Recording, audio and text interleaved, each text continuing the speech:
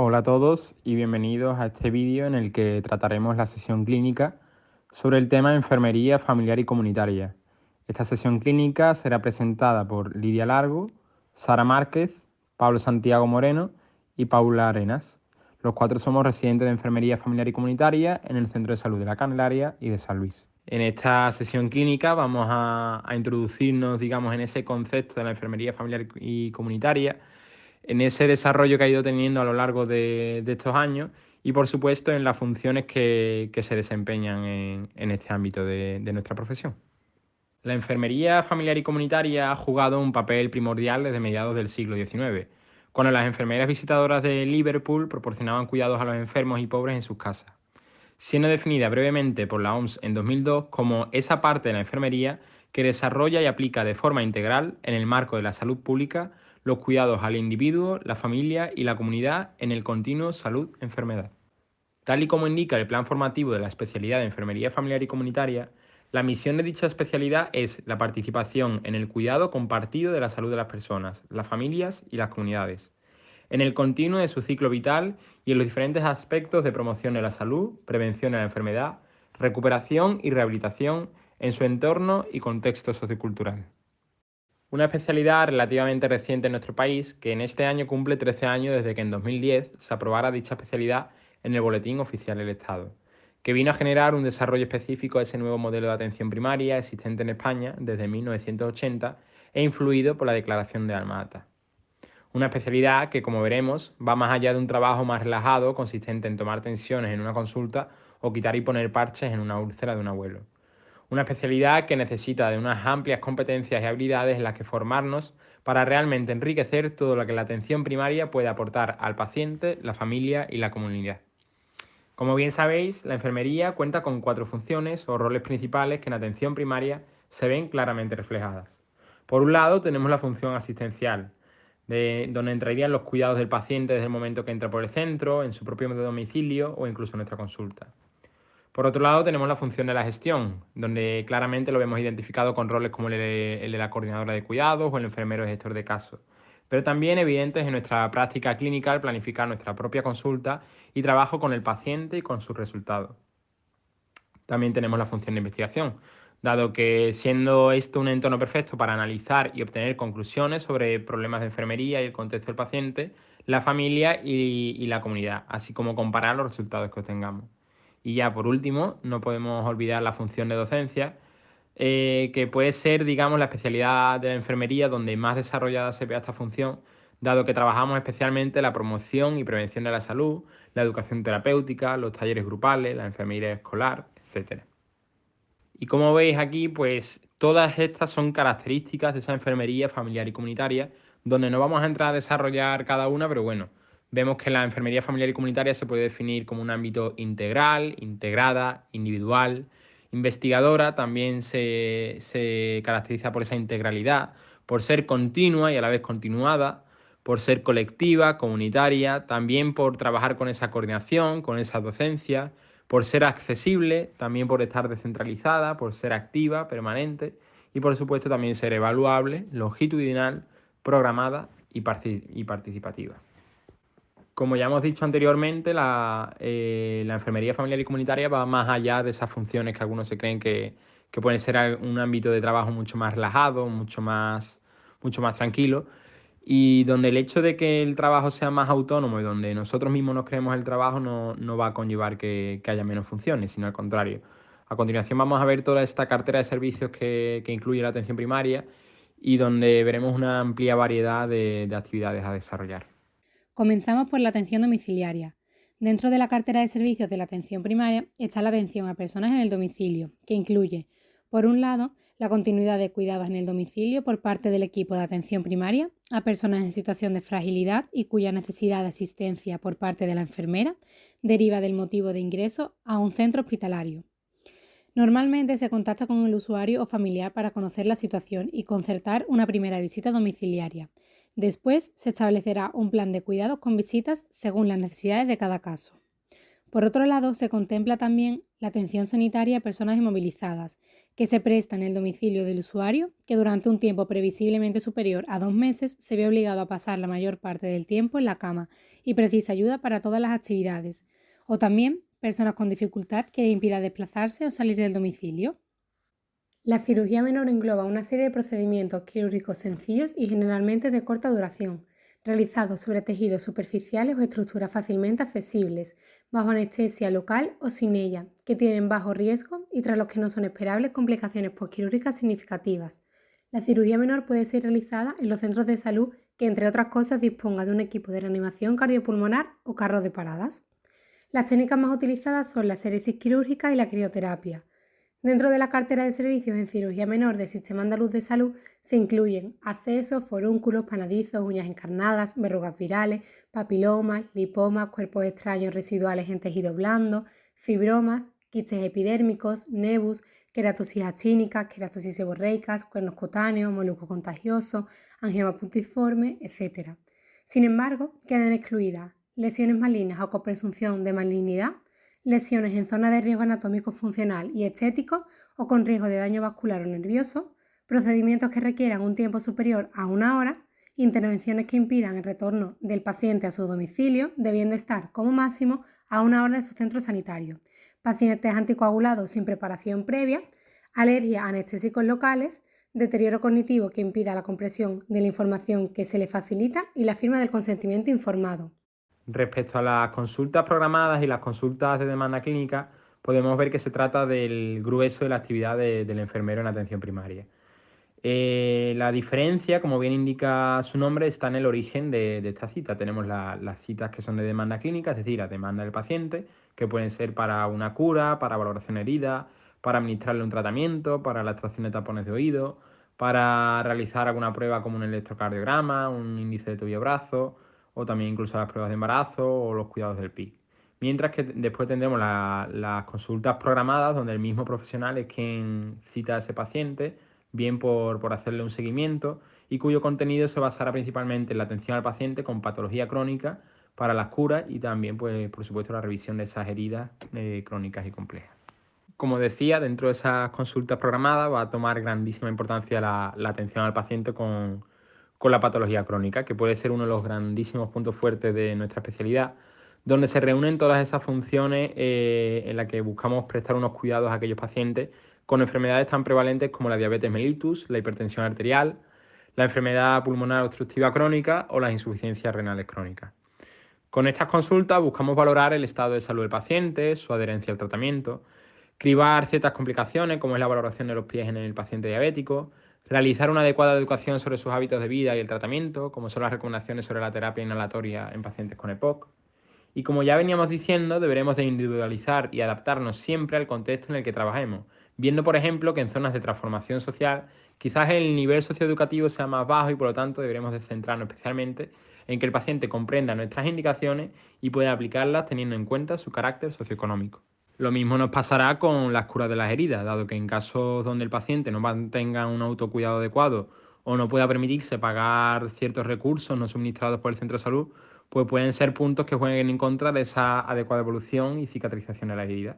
Como bien sabemos, son multitud de tipos de heridas las que podemos ver en la atención primaria, siendo las úlceras venosas, las úlceras de pie diabético, las úlceras por presión y las úlceras por isquemia arterial las más frecuentes, debiendo siempre seguir el protocolo TIME, el TIME, para una adecuada evaluación y, por supuesto, para un adecuado tratamiento y pauta de cura. La coordinación de cuidados o gestión de cuidados, como su propio nombre indica, es una función de gestión de los recursos y organización del trabajo del resto de enfermeras del centro de salud. Entre otras muchas de sus funciones, destacamos como ejemplo pues la aplicación y difusión de la normativa vigente y los cambios que vayan sucediéndose a esta, pues la gestión de recursos, tanto materiales, económicos como recursos humanos, coordinación y programación de diferentes actividades, asesoramiento del personal sanitario y no sanitario del centro y participación en la evaluación del desempeño laboral de enfermería. El enfermero o la enfermera escolar es un profesional de enfermería que trabaja en los colegios, integrada entre la comunidad educativa y docente. Desarrolla tareas de promoción y prevención sanitaria, asistencia y atención a niños con patologías y detención precoz de las mismas.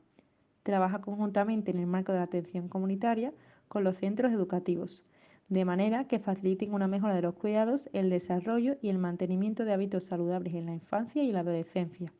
Entre sus funciones y competencias destaca la siguiente.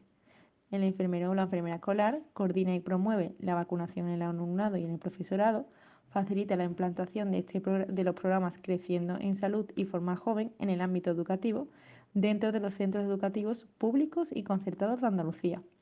Realiza también gestión de casos relacionados con problemas de salud en el alumnado, coordinando así la intervención con los profesionales sanitarios de referencia, el profesorado, el personal no docente de los centros educativos y también con las familias, según proceda, durante el horario escolar.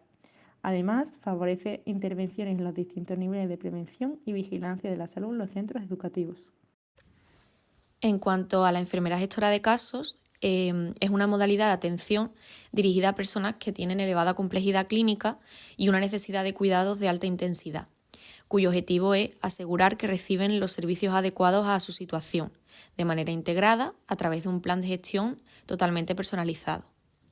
El elemento nuclear es el trabajo interdisciplinar y en equipo, con una perspectiva de atención biopsicosocial. Con esta figura se quiere garantizar la continuidad de la atención en las transiciones entre profesionales, entre distintas intervenciones, entre distintos niveles asistenciales y sectores implicados. Entre sus objetivos se encuentra la mejora de la accesibilidad a los servicios y la gestión de la continuidad de los cuidados. De forma paralela, existe un nuevo modelo de atención vinculado a la enfermera gestora de casos que está dedicado exclusivamente a la mejora en la calidad asistencial en los centros residenciales de personas mayores, siendo esta figura la enfermera gestora de casos de residencias de mayores, la cual va a tener esas mismas funciones y esos mismos objetivos que hemos explicado anteriormente en la enfermera gestora de casos, pero van a estar dedicados exclusivamente a instituciones residenciales de mayores. El programa de espiometría es algo que no está presente o que no se desarrolla a día de hoy en todos los centros de salud o que bien pudo quedar parado por la pandemia. Sin embargo, es un programa que juega un papel muy importante en el diagnóstico y valoración de las enfermedades respiratorias crónicas, como pueden ser la EPOC, el asma o la fibrosis quística.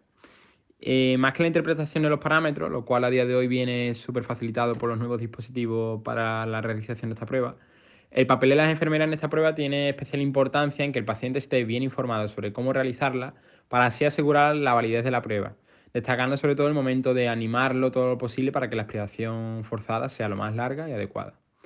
Los principales valores que vamos a analizar en esta prueba son la capacidad vital forzada, el volumen expiratorio forzado en el primer segundo y la relación de estos dos parámetros, lo cual nos permitirá diferenciar entre un patrón obstructivo, uno restrictivo o bien uno mixto.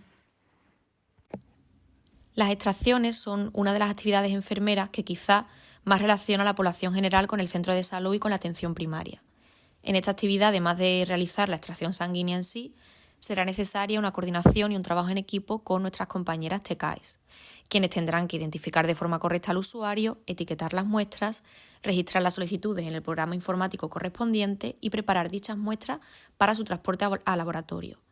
Incluso en muchas ocasiones, sobre todo si estamos hablando del ámbito rural, donde muchas veces no hay contratadas TECAES, todas estas funciones las tiene que realizar la misma enfermera. El papel clave del programa del Niño Sano es la supervisión del desarrollo evolutivo a lo largo de la infancia y de la adolescencia y la promoción de un desarrollo óptimo desde un concepto bio, psico y social. Este programa consta de una serie de actividades preventivas y de promoción de la salud infantil, como por ejemplo el diagnóstico precoz de metabolopatías o el de vacunación. El impacto de este programa fue muy importante para la salud de los niños y las niñas andaluces. Este programa mejoró el diagnóstico precoz de alteraciones estructurales, nutricionales del crecimiento y del desarrollo psicomotor. La mayoría de estas revisiones las realiza un pediatra, excepto dos de ellas, de las cuales se encarga el profesional de enfermería en realizarlas. Generalmente estas revisiones suelen realizarse al sexto y al 15 mes de edad. Sin embargo, hay otros centros donde las revisiones las realizan en meses diferentes. Esta decisión se suele tomar entre el profesional de enfermería y los pediatras. En estas visitas se realizan numerosas actividades, como es la evaluación del crecimiento del desarrollo físico, mediante el análisis del peso, la talla y el perímetro craneal. También se registra y se vigila si se produce algún cambio de percentil de estos datos mencionados anteriormente. También se realiza la promoción de la lactancia materna, alimentación adecuada y consejos sobre la introducción de la alimentación complementaria. Se dan consejos de prevención de la obesidad, hipercolesterolemia y hipertensión. Se realiza la comprobación del calendario de vacunación y en el caso de que le falte alguna vacuna, se administran las vacunas del mes según el calendario vigente. Se realiza el seguimiento del desarrollo psicomotor y del lenguaje. También se hace el cribado del autismo utilizando escalas validadas como el test de MCHAT.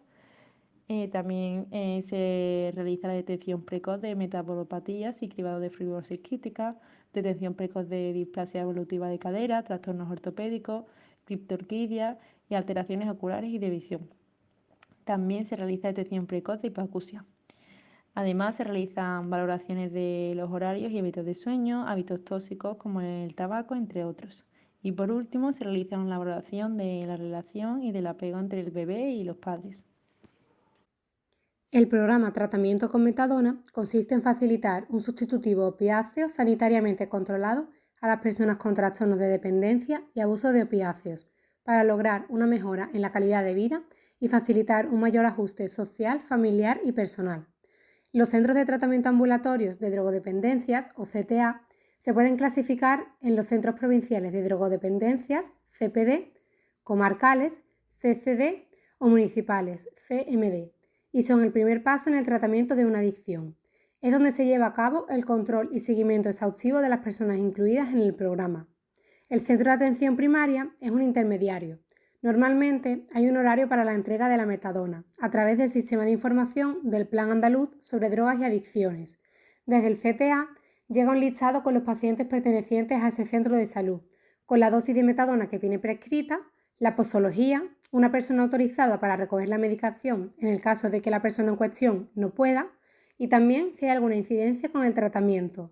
Es facilitado por el CTA también la propia metadona. A la hora de entregarlo hay que tener en cuenta de revisar exhaustivamente la dosis que se entrega al paciente por si hubiera algún error y también comprobar que el envoltorio de los comprimidos se encuentra en perfecto estado. Otro de los programas dentro de la atención primaria que nos podemos encontrar es el PIOBIN o Plan Integral de Obesidad Infantil. El Plan Integral de Obesidad Infantil se plantea como objetivo frenar la tendencia ascendente que está teniendo la obesidad en estas edades, mejorar la atención sanitaria de estos niños con obesidad y disminuir la aparición de complicaciones asociadas a esta y mejorar su calidad de vida. Para ello se plantean una serie de líneas de acción y vamos a destacar la comunicación e información a la población, a profesionales de salud y a otros colectivos que están implicados, como centros educativos, universidades, asociaciones, etc. Promoción de la salud y prevención primaria, siendo los 4 pilares: promoción de la lactancia materna, promoción de la alimentación saludable, promoción de la actividad física e intervención enfocadas a las familias. Y por último, atención sanitaria integral, incluyendo un diagnóstico precoz y una prevención secundaria y un tratamiento integral. El programa de planificación familiar consiste en dar consejos para la prevención y concienciación de la conducta de riesgo que pueden causar enfermedades o problemas de salud. En esta consulta se valoran los hábitos sexuales de riesgo de la persona, se ofrecen consejos individualizados sobre métodos anticonceptivos y en estos consejos se aporta información equilibrada y objetiva de cada método anticonceptivo para que en el contexto del individuo o la pareja se escoja el más idóneo y así conseguir un óptimo estado de la salud sexual y reproductiva. Todo paciente que llega a esta consulta se le pasa un cuestionario en el que consta de una serie de preguntas que valoran el hábito sexual y la presencia de alguna infección de transmisión sexual de la paciente.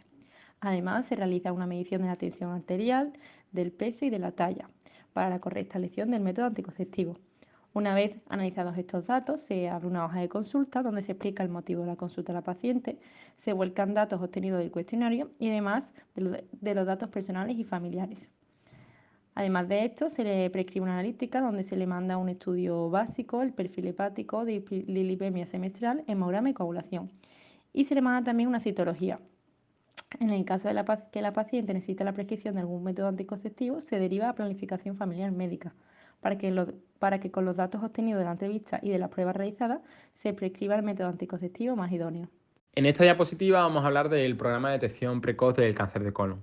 Se trata de un programa llevado a cabo por Salud Pública con intención de llevar a cabo una prevención secundaria de esta enfermedad tan prevalente, el cáncer de colon, y que se inicia en el momento en que el paciente de entre 50 y 69 años recibe una carta informando del mismo y se realiza esa prueba de sangre oculta en heces que debe entregar en el centro de salud. En caso de tener un resultado positivo en esa prueba, la figura del enfermero familiar y comunitaria será primordial para recibir a ese paciente en consulta y abordarlo y tranquilizarlo, dado que acudirá muy nervioso y deberemos de estar dispuestos a resolver todas sus dudas y preocupaciones. Con este programa se pasará un cuestionario con el que comprobar si realmente debe continuar en este programa de cribado y si tendría indicada la colonoscopia dentro del mismo, ya bien sea por antecedentes personales, por antecedentes familiares, contraindicaciones posibles que veremos en ese cuestionario. Y ya pues procederemos a gestionar la cita a la prueba y por supuesto la preparación para la misma, donde deberemos de incidir especialmente en su explicación. Pasamos al programa de prevención de cáncer de cérvix. La principal causa del cáncer de cuello de útero es el virus del papiloma humano. Sin embargo, esta infección puede no producir síntomas o molestias, por lo que en ocasiones la única manera de conocer su existencia es gracias a un cribado poblacional. Cuando hablamos de prevención del cáncer de cérvix, podemos referirnos a prevención primaria con la vacuna en niñas y niños de la vacuna frente al VPH, prevención secundaria con el cribado y la prevención terciaria con la conización, la destrucción de lesiones precancerosas o la histerectomía. En este apartado nos centraremos en el cribado del cáncer de cérvix. Dicho cribado se realiza a personas con cuello de útero entre los 25 y los 65 años. Hasta ahora, el cribado se realizaba según la edad. Entre 25 y 34 años se debe realizar una citología cada 3 años. La técnica utilizada era la citología mediante la triple toma o test de Papanicolau. Entre 35 y 65 años, con una PCR de VPH de alto riesgo cada 5 años. Sin embargo, para este próximo año 2024 se quiere implementar la citología en medio líquido y pasaría a mantenerse el cribado con dicha citología desde los 25 hasta los 65 años. Esta muestra en medio líquido permite hacer un estudio citológico y también hacer la PCR de VPH de alto riesgo en una sola muestra. Esta técnica se lleva a cabo con un cepillo de cerdas finas que se inserta en el orificio cervical, rotando el cepillo en dirección de las agujas del reloj e introduciéndolo en el recipiente líquido. La afectación de la retina es una complicación frecuente de la diabetes. Se producen diversas lesiones en la retina, causando lo que se llama la retinopatía diabética, que aunque esta enfermedad en sus fases iniciales no suelen dar síntomas, a lo largo de su evolución natural, si no se da ningún tratamiento, pueden llevar a cabo una disminución de la agudeza visual e incluso provocar la ceguera. Lo más importante es que si se tratan de forma adecuada y precoz, es posible atenuar o incluso evitar por completo la afectación de la visión. Este programa de cribado se centra sobre todo en la población con diabetes sin retinopatía conocida. Las retinografías son fotografías digitales de la zona posterior de la retina del ojo, conocido como el fondo de ojo. Una vez que se realizan estas fotos, se transmiten a través de las redes profesionales de atención primaria, sobre todo médicos de familia, y endocrinología y nutrición, que habitualmente prestan asistencia sanitaria a las personas con diabetes. En el caso en el que se detecte en la foto alguna sospecha de lesión en la retina, las imágenes se transfieren automáticamente a los especialistas de oftalmología para su valoración. Solo en el caso en el que se confirmen lesiones de retinopatía diabética, se cita directamente al paciente en las consultas de oftalmología para su tratamiento y seguimiento. Las personas con resultados normales se reintegran al circuito del programa para que se les realice nuevo cribado de forma regular, con una periodicidad de entre 1 y 3 años, según las características individuales del paciente. Sobre todo nos centramos en el riesgo de la paciente o el paciente en desarrollar el riesgo de retinopatía diabética. Es muy importante, antes de realizar la retinografía, la comprobación que los pacientes no presenten glaucoma, porque en el caso de que lo presenten, estarían contraindicados la dilatación de las pupilas. Otro de los programas en los que la enfermera de familia tiene un papel fundamental es el PITA o Plan Integral de Tabaquismo en Andalucía. Este plan tiene como objetivo mejorar la calidad de vida de la población andaluza, reduciendo la morbimortalidad y otras consecuencias relacionadas con productos del tabaco. Para ello, se plantea 3 líneas de acción. La primera, disminuir la prevalencia del tabaquismo y productos relacionados, planteándose objetivos como la atención a personas fumadoras, acciones comunitarias, sensibilización de los profesionales sanitarios y mejorar las herramientas que tienen estos para atender estas necesidades. Segunda línea de acción, prevención del tabaquismo y promoción de la salud, planteándose objetivos como la colaboración con la comunidad en la elaboración de actividades de concienciación sobre esta problemática, favorecer el retraso del inicio de la edad de fumar, que como sabemos cada vez es anterior, y favorecer en adolescentes actividades de ocio saludables. Como tercera línea de acción, espacios libres de humo, con objetivos como vigilar que se cumplimente la normativa, reducir la exposición al humo del tabaco en lugares que son privados y fomentar la política de espacios libres de humo. La teledermatología es una aplicación web que se utiliza cuando un profesional sanitario como una enfermera, un médico de familia o una pediatra sospechan de la presencia de alguna anomalía en la piel. En este caso se realiza una foto de la lesión mediante una cámara con dermatoscopio. Esta foto es enviada de forma telemática al hospital de referencia para que sea revisada por los facultativos especialistas. El objetivo de este programa no es otro que acortar los tiempos de espera del paciente, así como mejorar el diagnóstico y el tratamiento de las distintas lesiones de la piel de la forma más precoz posible, evitando así desplazamientos y facilitando la asistencia sobre todo de los colectivos más vulnerables. Así, este servicio de teledermatología posibilita que los usuarios con lesiones en la piel que residen en núcleos de población alejados de los hospitales puedan recibir directamente el diagnóstico previo del especialista de la unidad de dermatología del hospital, así sin tener que desplazarse hasta él, solo acudiendo al centro de salud más cercano. Dentro de la atención a problemas de abordaje urgente se incluye la atención a pacientes con patologías que pueden requerir una atención inmediata en el centro de salud o una derivación para valorar a nivel hospitalario.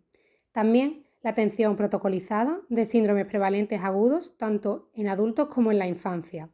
Dentro de la cartera de servicios de la atención primaria de urgencias, en la atención protocolizada nos encontramos con la atención a patología cardiovascular, como el dolor torácico, arritmias, ya sea en pacientes con sospecha de una alteración del ritmo cardíaco, como en pacientes con arritmias documentadas, síncopes, etc. La atención al dolor abdominal agudo, sepsis grave, atención a accidentes, tanto al trauma grave como a las intoxicaciones agudas, y la atención a las urgencias pediátricas, síndrome febril, traumas graves, accidentes, detección y atención en situaciones de maltrato infantil, etc. Además, se puede destacar también dentro de la atención urgente el soporte vital básico y avanzado, que es el tratamiento precoz encaminado al restablecimiento del buen funcionamiento cardíaco, respiratorio y cerebral. Se recomienda que se aplique la RCP básica antes de los 4 minutos de la parada, mientras que la RCP avanzada debe aplicarse antes de los 8 minutos. Incluye también la prevención de situaciones que pueden llegar a parada cardiorrespiratoria junto con el conocimiento del sistema integral de emergencias y su activación. La vacunación sistemática en la etapa prenatal, la infancia, adolescencia y en el adulto consiste en la inmunización frente a determinadas enfermedades infecciosas para disminuir la incidencia e incluso erradicar algunas de ellas. Para adaptarse a la situación epidemiológica y a los avances científicos, las instrucciones específicas y el calendario vacunal a lo largo de la vida está sujeto a continuos cambios, por lo que los profesionales deben estar continuamente actualizándose en este tema. Hay diversas páginas web que están actualizadas con las últimas instrucciones, que se pueden consultar de forma rápida e intuitiva. También en el caso de dudas, cuando en las consultas vemos calendarios vacunales de otras comunidades autónomas, de otros países o a niños mal vacunados en los que hay que llevar a cabo un calendario de vacunas acelerado. Dentro de la vacunación se incluye la preparación previa del material y el correcto almacenamiento de las vacunas, la revisión del estado vacunal, el registro de la vacunación en la historia de salud digital o en el módulo de vacunas, la propia inmunización, el registro de los efectos adversos y el registro de condiciones particulares que justifiquen pautas específicas. También es importante la vacunación a los grupos de riesgo y se incluyen además las campañas de vacunación estacionales como las de la gripe.